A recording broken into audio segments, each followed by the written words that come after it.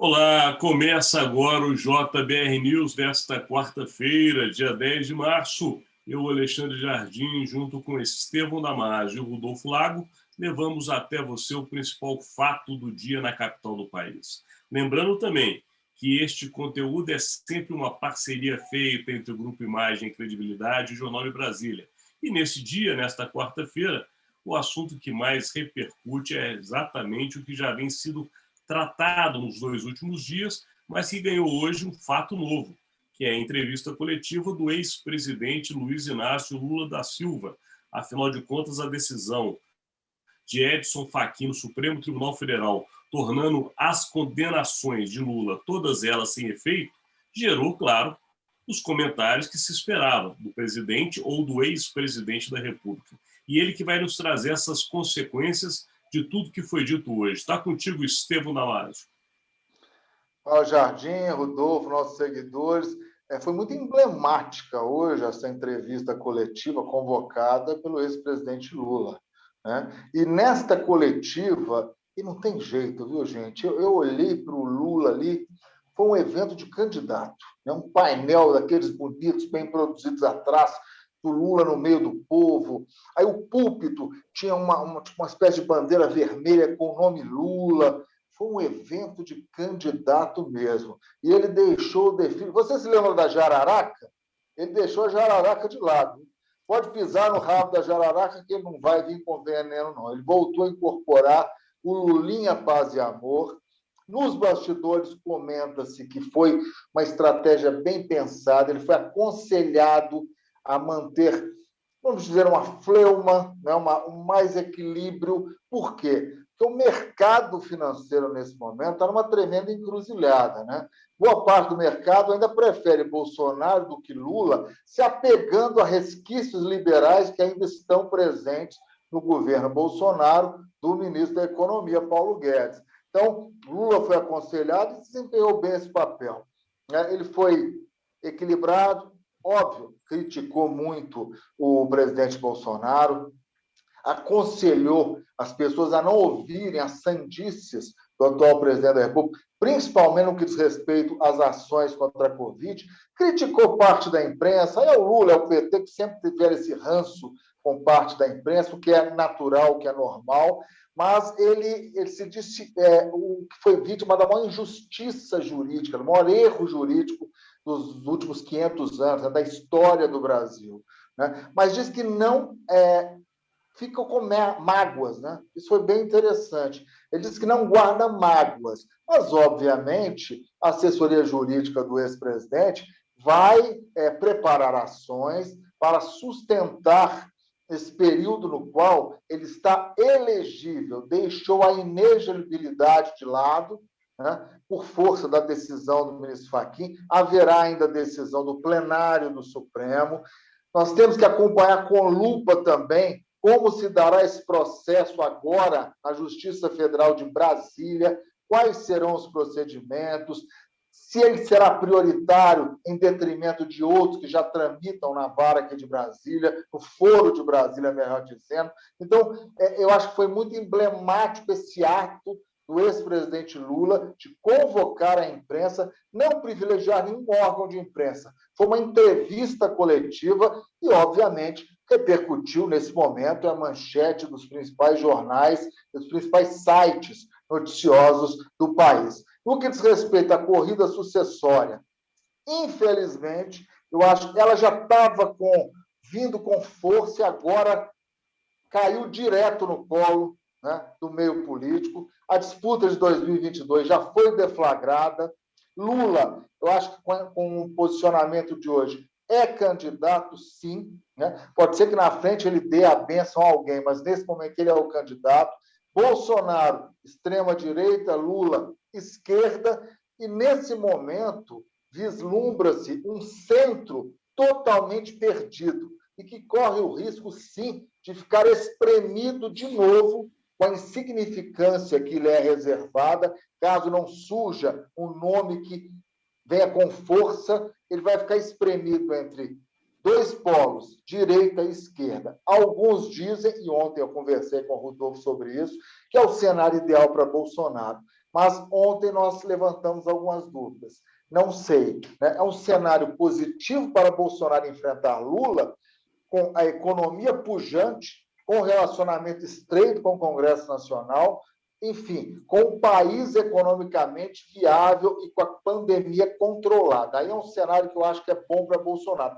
Mas, nesse momento, a economia com muitas dificuldades, a pandemia ainda muito longe de ser controlada, e uma desconfiança que ainda paira no relacionamento entre executivo e legislativo, eu não vejo um cenário positivo para Bolsonaro nesse momento. Só que as esquerdas ficam brigando. E o Centrão parece que não tem um nome de consenso. Então, essas indefinições da esquerda em apoiar Lula novamente e do centro em encontrar um Messias, não o Bolsonaro, mas alguém que possa salvar o país do ponto de vista do centro, eu acho que está muito indefinido, ainda vai dar muito pano para a manga, viu, Jardim?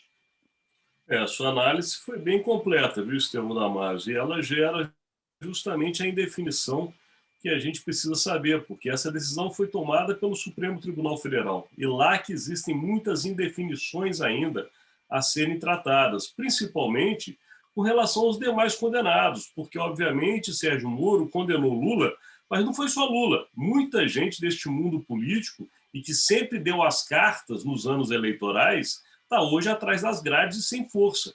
Como essas figuras ou esses atores poderão se pronunciar a partir de 2022 é uma das consequências das decisões do Supremo Tribunal Federal, e nós vamos saber de Rodolfo Lago, que está sabendo tudo de bastidores. Está contigo, Rodolfo. Pois é, Alexandre, Estevão, nossos seguidores, o STF está com abacaxi do tamanho do planeta Terra para descascar, né? A coisa é bem complicada e ali tá muito tenso o ambiente desde ontem, pelas informações que eu tive. Tem uma parte ali da turma que está com garrafinha de gasolina na mão para botar incêndio e outra parte com mangueira para tentar apagar. Então, o processo está todo muito complicado. De manhã, ontem, as informações que eu tive é que teve uma movimentação tremenda para tentar demover o Gilmar Mendes a levar o julgamento da suspeição de Sérgio Moro à segunda turma, mas ele não foi convencido, não conseguiram demovê-lo, ele levou o julgamento e tudo indicava, Alexandre, que que o Moro ia perder. Que o Moro ia sair do julgamento da segunda turma como suspeito, com 3 votos a 2 nesse sentido.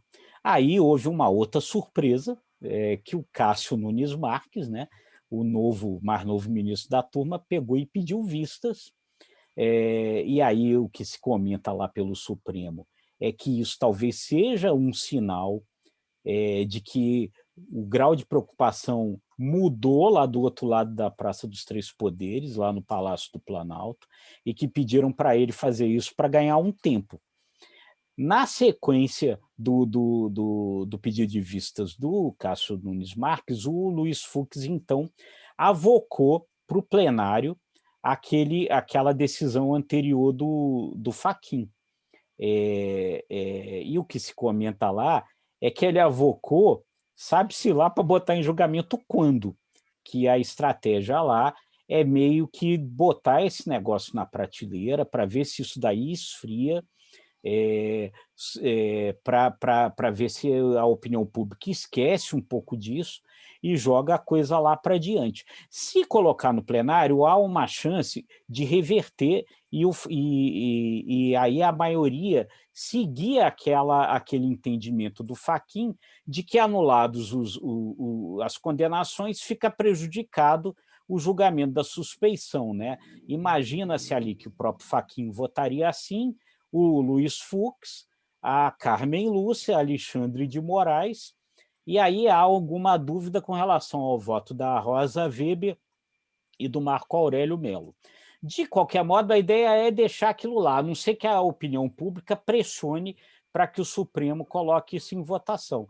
Agora, no frigir dos ovos, o que isso significa? Se esse negócio for ficando para lá, o Lula vai ficando ficha limpa e propenso a disputar as eleições de 2022. Esse cenário, então, provavelmente não muda, a não ser que se acelere agora aí, né, porque passaram esses processos aí para a Justiça do Distrito Federal, que aí a Justiça do Distrito Federal acelere e condene ele de novo em segunda instância antes das eleições. Mas isso não é muito provável que venha a acontecer, não, viu? Então Lula está no páreo. O cenário que você, Estevão, deram, para mim, é o mais correto, e eu acho que realmente temos um novo player, como se diz aí, nas eleições de 2022. Agora, sobre o seu comentário, que eles esperam no bastidor do Supremo, você conversou lá dentro, um arrefecimento por parte da opinião pública, é uma ilusão tamanha.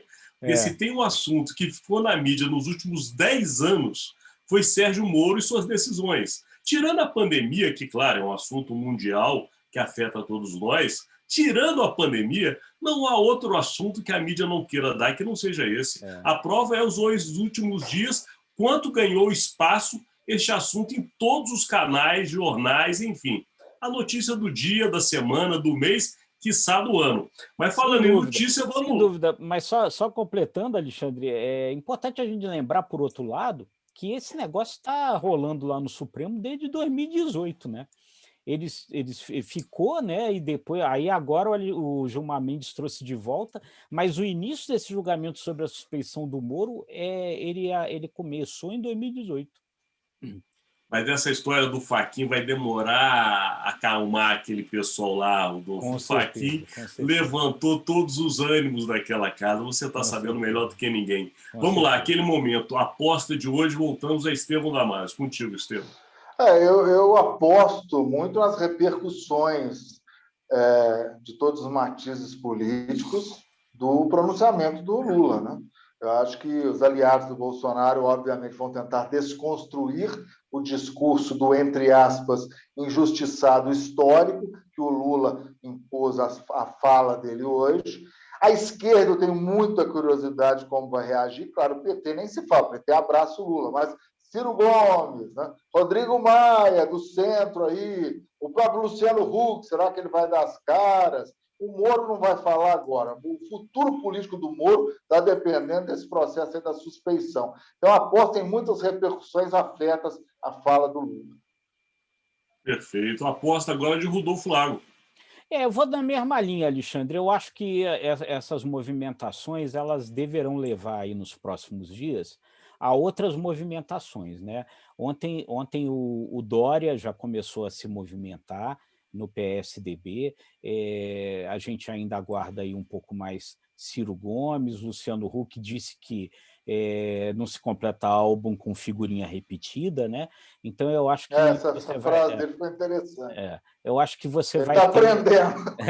Eu acho que você vai ter movimentos mais explícitos aí. Eu acho que o jogo eleitoral de 2022 começou definitivamente.